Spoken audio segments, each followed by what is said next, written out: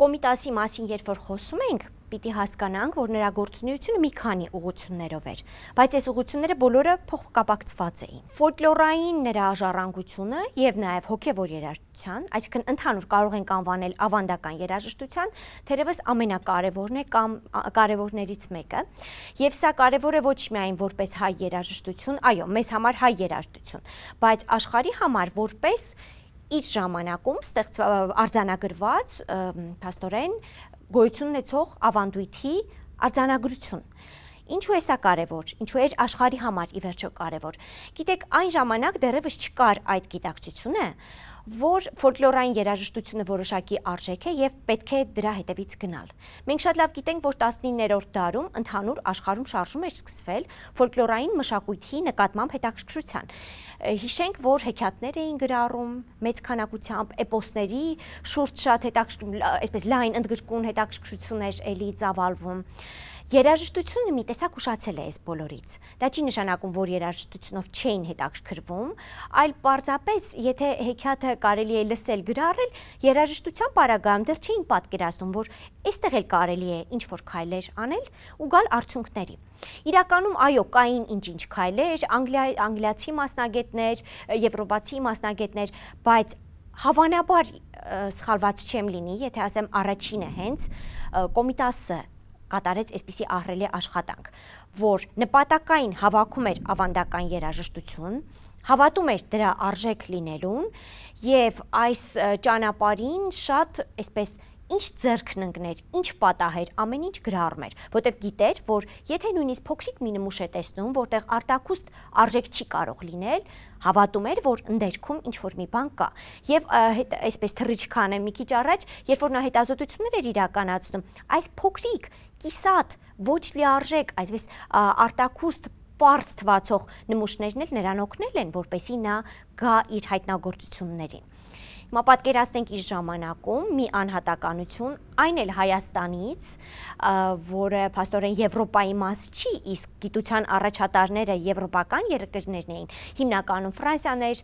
Գերմանիան էր, երաժշտագիտության կենտրոնները այս երկրներում էին ավելի շատ կենտրոնացած։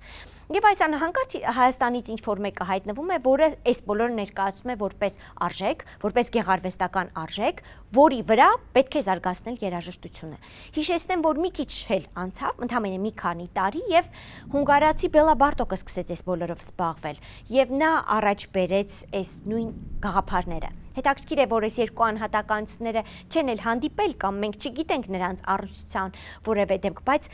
աշխարհում հիմա ավելի շատ շրջանառվում է Բարտոկի անունը, որովհետեւ ի տարբերություն Կոմիտասի Բարտոկը նաեւ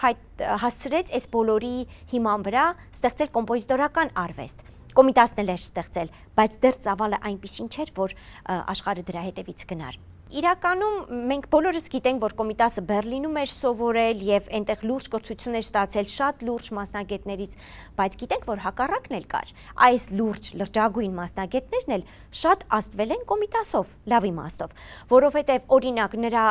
ուսուցիչներից էր Բելլերմանը, որը երգի մասնագետ էր, երգը որպես այդպիսին, եւ այս մարդը սկսել է նպատակայինորեն հետաքրքրվել նաեւ ֆոլկլորով, կամ Օսկար Ֆլայշերը, որը հետաքրքրվում էր միջնադարյան երաժշտությունով, նրա աշխատությունները հատկապես միջնադարյան երաժշտության գրության համակարգերի վերաբերյալ շատ այսպես շրջանառվում են, նրա այս ուսումնասիրությունները ամենակարևոր ֆունդամենտալ աշխատանքներից մեկն էին իր ժամանակի, որի վրա մինչև հիմա գիտությունը հիմնվում է։ Այս անհատականությունն էլ խոստովանում էր, որ Կոմիտասից շատ բան է սովորում, եւ այլն, որ թվարկեն բոլոր ուսուցիչների անունները հավանաբար կտամ, բայց հասկանանք ինչպես է նրան գնահատել, եւ եթե այս գնահատականը չլիներ, վստահաբար նրան դժվար թե հրավիրեին դառնալու նորաստեղծ այն ժամանակ միջազգային երաժշտական ընկերության հիմնադիր անդամ։ Ունենք մի քանի հազար հայկական ժողովրդական երգեր եւ նաեւ հայկական հոգեվոր երգեր, ինչը նույնպես շատ կարեւոր է, որոնք եթե Կոմիտասը այդ պահին իր տեղում չգրառեր, դժվար թե, չգիտեմ քանի տոկոսը մեզ պահպանված կլիներ։ Իհարկե Կոմիտասից հետո էլ են սա իրականացրել, բայց նկատենք կապը։ Կոմիտասն ինքն էր իր ուսանողներին այսպես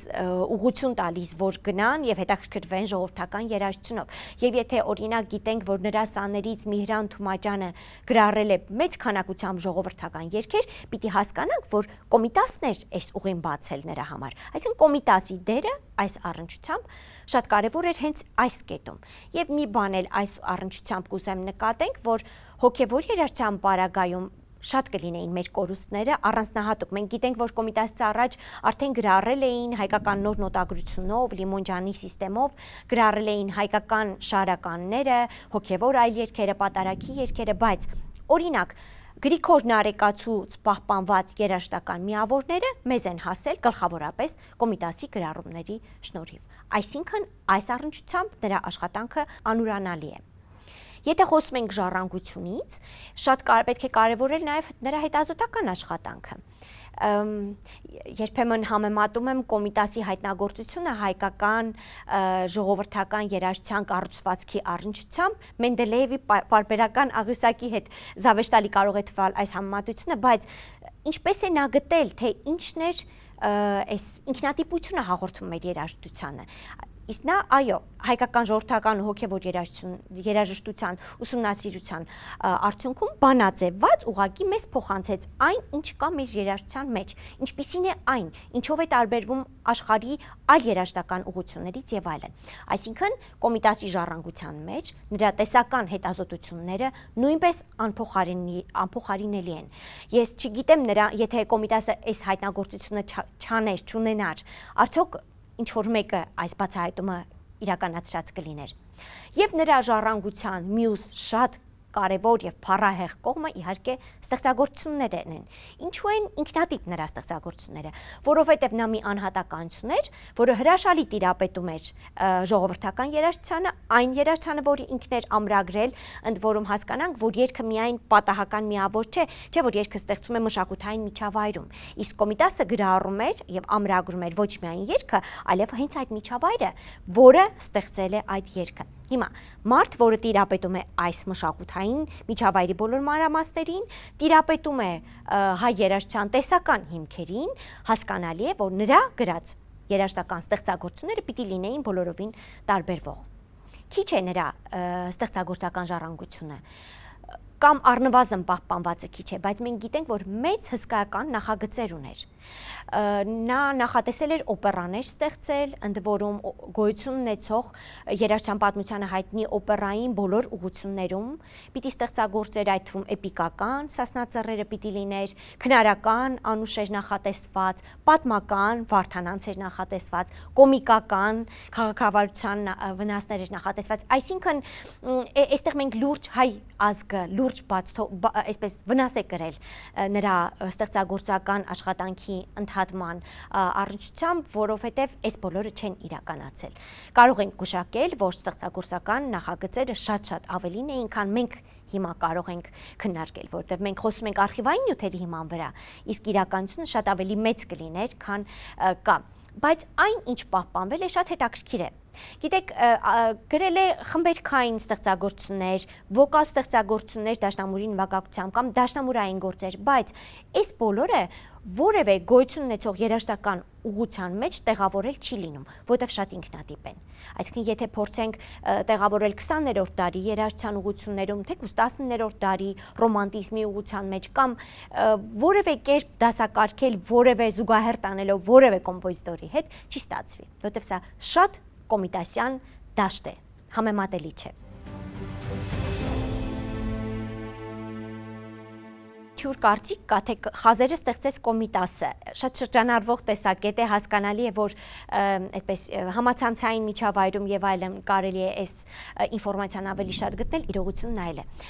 Խազերի ստեղծողը մեր միջնադարյան գործիչներն են։ Մենք շատ լավ գիտենք, որ հայ երաժշտության գործիչները, այսինքն թե ստեղծողները, թե տեսական միտք ձևակերպողները միջնադարյան մեր հիմնականում եկեղեցու հայրերն էին։ Ընդ որում անհատներ, որոնց անունը շատ ավելի հայտնի է այլ ոլորտներից, օրինակ Մեծրոպ Մաշտոցին բոլորս գիտենք որպես մեր տառերի Այբուբենի գյուտարար, բայց սա այն անհատականություններ, որը առաջին շարականներն է հեղինակել կամ հեղինակներից մեկն է եղել, եւ նաեւ տեսական մտքի առաջին ձևակերպողներից մեկը, կամ Անանյաս Շիրակացին, որին գիտենք աստղագետ, տոմարագետ, բայց այս անհատականությունը նույնպես երաժշտությանն անմիջական առնչակից էր եւ ինքը ստեղծում էր շարականներ։ Հիմա խազերը նույնպես ստեղծել են միջնադարյան գործիչները։ Ավանդաբար խազերի ստեղծումը վերագրվում է Ստեփանոս Սյունեցուն, ընդ որում Ստեփանոս Սյունեցի երկրորդ, այսպես էր, այսինքն առաջին Ստեփանոս Սյունեցի էլ ենք ունեցել, այստեղ կարծիքները տարբեր են, գիտնականները տարբեր տեսակետներ ունեն, բայց դրա համար հասկանանք, որ սա վարկածի մակարդակում է, այսպես շատ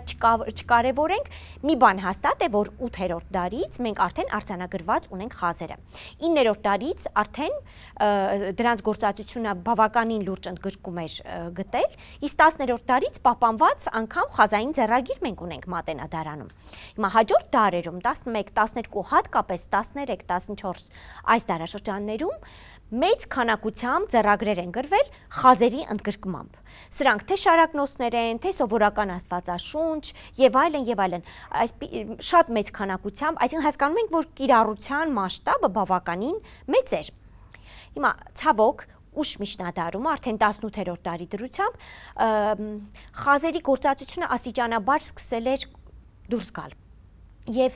արդեն քիչ հոգևորականներ կային, որոնք այս տեղեկությանը տիրապետում էին, եւ 19-րդ դարի սկզբում արդեն հայտնվել էինք մի իրավիճակում, երբ դրանք ոչ ոք չէր կարդում, բայց ինչն է հետաքրքիր, դեռ արտագրում էին։ Մենք հիշում ենք, որ ձեռագրերը արտագրելով էին փոխանցում դարից դար, եւ այո, դեռ արտագրում էին, այսինքն հասկանում էին դրա արժեք լինելը։ Եվ 1800-ականների սկզբներին Կոստանդնուպոլսում աշխատում էր Համբարձում Լիմոնջան անունով մի անհատականություն, որը արդեն գիտակցելով, որ խազերը արդեն չեն գործածվում, ստեղծեց նոր նոտագրության համակարգ, որը աշխարհին հայտնի է որպես Համբարձում նոտագրություն, մենք կոչում ենք Համբարձումյան կամ Լիմոնջանական նոտագրություն, եւ օգտվեց խազային նշաններից, բայց ստեղծեց բոլորովին նոր նոտագրական համակարգ։ 19-րդ դարի դրությամբ այս համակարգը շատ կարևոր դեր ունեցավ մեզանում,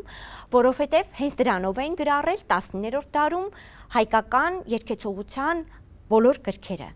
եւ պատարագի, եւ շարականների, եւ այլն, եւ այլն։ Հիմա գանք Կոմիտասին, ինչներ է նրա դերը այս բոլորում։ Կոմիտասը գիտեր իհարկե խազերի մասին եւ շուրջ 20 տարի, գուցե եւ ավելի, նա նպատակայնորեն աշխատել է խազերի վերծանման ուղղությամբ։ Բավականին, այսպես առաջխաղացում ուներ, զգալի գյուտեր ուներ, անգամ կա կարծիք, որ նա արդեն տիրապետում էր խազային նոտագրությանը։ Այս ինֆորմացիան մինչև վերջ մեզ հասանելի չի, մենք մինչև վերջ չենք կարող ճիշտ պատասխան ունենալ, որքանով էր նա տիրապետում այս բոլորին, բայց նրանից պահպանվել են հոդվածներ եւ նաեւ գիտենք մի խմբագրի հետ նամակագրությունից, որ գիրք էր նախատեսել արդեն տպագրել եւ այս գրքի մեջ պիտի բացահայտեր խազերի բանալին կամ խազերի առնչությամբ նրա ունեցած տեղեկությունները արդեն պիտի ունենայինք։ Սա էր Կոմիտասի կապը խազերի հետ։ Նա բացահայտել էր դրանք։ Ցավոք դրանցից շատ քիչ բան է պահպանվել։ Իսկ նոր նոտագրության առնչությունը Կոմիտասի հետ կամ Կոմիտասի առնչությունը նոր նոտագրության հետ շատ ավելի անմիջական էր, որովհետև նա կիրառում էր այս նոտագրությունը։ Երբ որ գնում էր բանահավաքչության, շատ ավելի հաճախ կիրառում էր հայկական նոր նոտագրությունը։ Այսինքն պատկերացրենք այսպիսի մի իրավիճակ, երբ գնում է գրառելու որևէ երգ եւ օրինակ գաղտագողի դա պիտի իրականացնի, օրինակ պատի հետևից պիտի գրառի մի գեղեցկուհու երգ։ Հասկանալի է, որ այդ պահին դժվար թե գտներ հնգագծեր պարունակող տետր եւ գրառեր այն ինչ որ լսում էր։ Եվ շատ ավելի հեշտ էր հայկական նոտագրությունը, այսպես փոքրիկ տետրեր ուներ կամ տետրակներ անվանենք եւ դրանց մեջ գրառում էր հայկական նոտագրությունով։ Հիմա Կոմիտասից պահպանված մեծ քանակությամբ այսպիսի ձեռագրեր ունենք։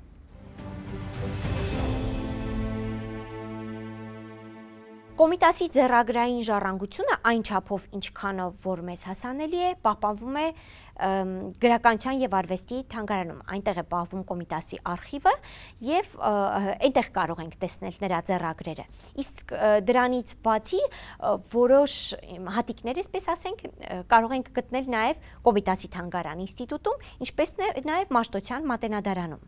Իհարկե այս ձեռագրային ժառանգությունը շատ կարեւոր է նրան հասկանալու համար, որովհետեւ մի բան է, երբ որ ամբողջական ստեղծագործություն է գրված եւ կարող ենք ձեռագրից տեղեկանալ Կոմիտասը ինչպես էր մտածում, բայց շատ ավելի հետաքրքիր է նրա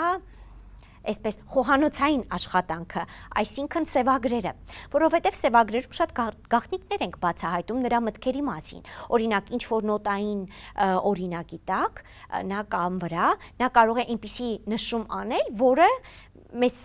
պարզաբանում է, թե ինչպես է նա մտածել ստեղծագործական process-ի մասին կամ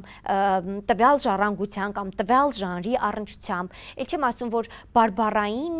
հարցերի շուրջ նրա մտորումների մասին շատ բաներ ենք գտնում եւ շատ գաղտնիքներ ենք բացահայտում։ Պարզվում է, որ այս անհատականությունը հրաշալի տիրապետում էր բոլոր բարբառներին կամ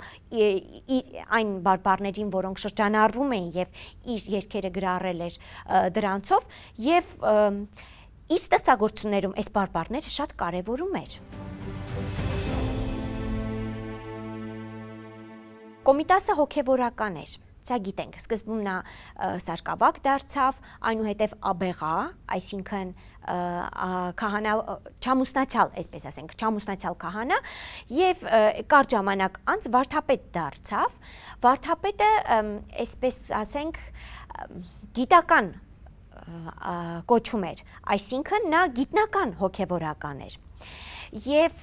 իհարկե երաժշտագիտության ոլորտում գիտենք ինչքան շատ գիտական աշխատանքներ է իրականացրել, բայց նաև որպես հոգևորական նա գիտական գործունեություններ սկսել։ Օրինակ,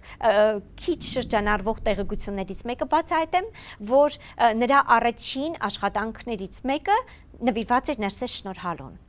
Եվ հասկանալի է, որ նա այս հարցերին նայում էր նաև որպես հոգևորական։ Իդեպ, որ հոգևորական լինելը նրա երաժշտական ժառանգությանը նույնպես շատ օգնում էր։ Օրինակ, պատարագ մշակել են շատ տարբեր հայ կոմպոզիտորներ, ամենից շատ շրջանառվող գիտենք, որ Մակար Եկմալյանինն է, որը փառահեղ ստեղծագործություն է եւ բոլոր եկեղեցիներում գրեթե հնչում է նրա այս պատարագը, դրանից բացի Կարա Մուրզան է գրել, Այտանյանը Վենետիկում եւ այլն, ես բոլոր անունները չի որ թվարկեցի։ Հիմա Կոմիտասի պարագայում պատարագի նկատմամբ վերաբերմունքը բոլորովին այլ էր, ամեն բառին, ամեն խոսքին, ծիսական յուրաքանչյուր դրվագին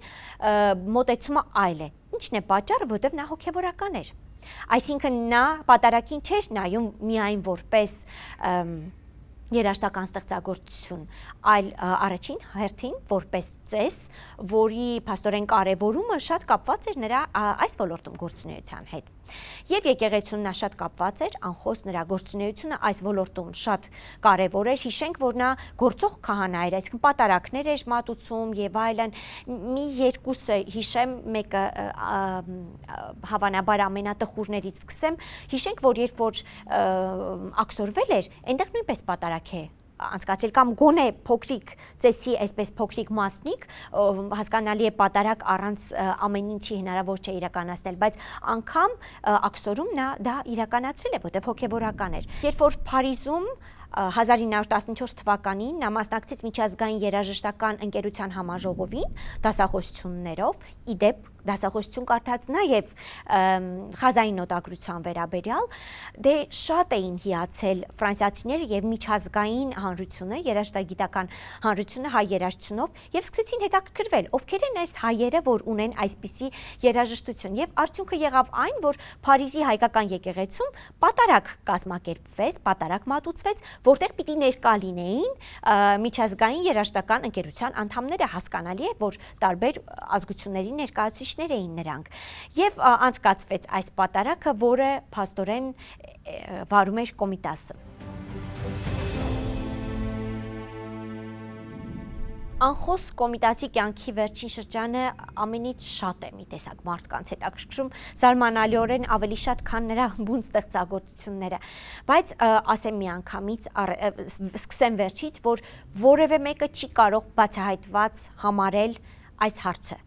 որովհետև բժշկության այն ժամանակվա նկարագրության սկզբունքները եւ մեր ժամանակվա բոլորովին տարբեր են եւ վերջնական եզրակացությունների գալ գոնե այս փուլում հնարավոր չէ։ Իհարկե տարբեր մասնագետներ փորձել են անդրադառնալ այս հարցերին, ի վերջո խելագարվել էր, չէր խելագարվել, մանկության տրավմաներին են անդրադառնում, իդեպ որևէ թեզ այստեղ համոզիչ չէ, որովհետև այսպես թեզերից մեկն ասում է, որ երբ որ Կոմիտասը փոքր ժամանակ նրա մանկության ընկերները պատմում էին, որ երբ որ խաղում էին, նա սիրում էր առանձնանալ։ Մենք բոլորս գիտենք, որ կան առհասարակ այսպիսի երեխաներ, որոնք սիրում են առանձնանալ, ու այստեղ փնտրել նրա հետագայի այսպես խելագարություն լինել չլինելու հանգամանքը շատ տարօրինակ է, կամ այսպես ընտանեկան ինչ-ինչ հարցերի են վերագրում, սրանք էլ մի տեսակ հավատ չեն ներշնչում։ Մի բան փաստ է, որ որբ է մեծացել, արդյոք սա դեր կունենար, հավանաբար ունեցել է։ Բոլոր պարագաներում մենք գիտենք, որ երբ որ աքսորից վերադարձավ, նա իհարկե չէր կարող նույնը լիներ, բայց հասկանանք, որ նա շարունակում էր աշխատել։ Օրինակ դաշնամուրային իր ստեղծագործությունների, դաշնամուրային պարերի վերջին խմբագրությունը կատարել է աքսորից հետո։ Ու ինձ մի բան, որ շատ զարմացնում է, բանաստեղծություններ էր գրում եւ այս աքսորից հետո գրված բանաստեղծությունների մեջ շատ հետաքրքիր լավատեսություն ենք տեսնում։ Այսինքն այստեղ ինչ որ մի բան մինչև վերջ բացահայտելի չէ։ Բայց իհարկե դրանից հետո ինչ որ անկայուն վիճակ սկսվեց նրա մոտ։ Իհարկե կա այս կարծիքը, ես ինքս հակված եմ այս կարծիքին, որ եթե նրան չփակեին հիվանդանոցներում կամ բուժական հաստատություններում, այլ նորմալ կյանքի վերադարձնեին, գուցե եւ դրական ազդեցություն ունենար այս ամենը։ Բայց պատմության մեջ եթե չեն ասում, գիտենք ինչ է եղել, նա իսկապես մի քանի տարի Կոստանդնուպոլսում, 3 տարի հավանաբար, այնուհետև 16 տարի Փարիզում բուժական հաստատություններում է եղել եւ շատ հաճախ մերժել է, չի ցանկացել մարդկանց հետ շփվել, անգամ իր մտերիմների հետ, անգամ իր սաների հետ, այսինքն այստեղ այո, լուրջ խնդիր է եղել, բայց մյուս կողմից գիտենք, որ կարող էր անծանոթ մի մարդու հետ զրուցել եւ առողջ զրույց ունենալ։ Բոլոր դեպքերում իրականությունն այն է, որ այս հարցը բացահայտված չէ։ Զարմանալի, ուրախալի, մյուս կողմից էլ շատ այսպես օրինաչափ է աշխարհի կոմպոզիտորների անդրադարձը Կոմիտասյան ստեղծագործություններին։ Մենք գիտենք, որ հայաստանյան մասշտաբով շատ դժվար է գտնել որևէ արվեստագետ, որը այս ազդեցությունները չի կրել։ Հիմնականում այո, եւ նկարիչները, եւ քանդակագործները, գրողներն ու բանաստեղծները, հատկապես կոմպոզիտորները միշտ ազդվել են նրա ստեղծագործություններով, առնվազն ներշնչվել են կամ առնվազն շատ բարձր են գնահատել։ Հիմա աշխարհի մասշտաբով սա կարծեք թե իրենց է չէ օտար մի կոմպոզիտոր է, բայց աշխարհի հայացքով սա շատ հետաքրքիր է, շատ ինքնատիպ ու թարմ է։ Ես կուզեմ նաև նկատենք մի բան, որ երբ որ Կոմիտասի ստեղծագործությունները աշխարհում կատարվում են ու տարածքը կապ չունի բոլոր տեղերում, արևելք, արևմուտք եւ այլն, բոլոր տեղերում նրա ստեղծագործությունները ընկալվում են որպես մոդեռն։ Մեզ համար սա մեր ազգային է, շատ սովորական մի բան, շատ ընկալելի, բայց աշխարհի համար սա շատ թարմ, շատ հետաքրքիր մի բան է եւ յուրահատուկ, այսինքն զուտ ականջը, զուտ ունկնդիրը շատ առանձնահատուկ է ընկալում։